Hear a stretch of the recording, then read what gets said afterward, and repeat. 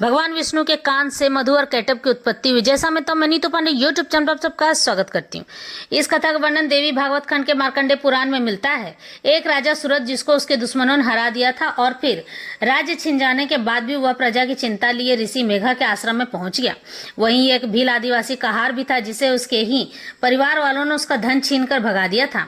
पत्नी भी मुंह फेर ली थी, लेकिन फिर भी वह भील कहार अपने पत्नी बच्चों की चिंता कर रहा था कि वह सब जाने कैसे होंगे। तब राजा सूरत और भील कहार ने मेघा ऋषि से पूछा, ऋषिवर हमें बताएं, हमारे साथ इतना गलत करने वालों लोगों के लिए हम उनकी इतनी चिंता क्यों करते हैं। तब मेघा ऋषि ने कहा कि हे राजन, मनुष्य बहुत लालची होता है। जब उसके पास समय होता है तो उस समय का सदुपयोग भोग विलास के लिए करता है, लेकिन जब बुढ़ापा आता है तो वह लालच के कारण कि बुढ़ापे में हमारी संतान हमारी सेवा करेगी की लालसा से वह उनकी चिंता करता है। हे राजन, मैं तुम्हें भगवान विष्णु की माया का कथा सुनाता हूँ, इससे तुम्हारे मन के विकार दूर हो जाएंगे। एक समय की बात है, भगवान विष्णु अपने योग निद्रा में थे, तभी उनके कान से मधु और कैटब उत्पन्न हो गए और ब्रह्मा जी विष्णु भगवान के नाभि कमल पर विराजमान थे।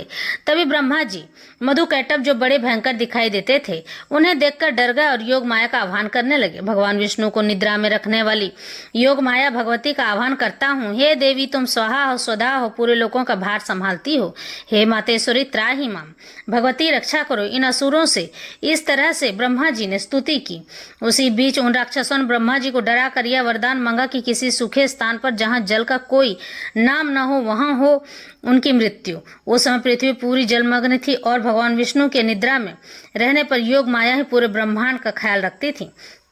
फिर देवी ने मधु कैटब के वरदान को समझते हुए भगवान विष्णु के भीतर प्रवेश कर गई और प्रचंड रूप धारण कर ली और अपने जंघों पर उनका गर्दन रखी और चक्र से काट दी, जिसमें भगवान विष्णु ने भी सहायता की। इस तरह से मधु कैटब की उत्पत्ति हुई थी।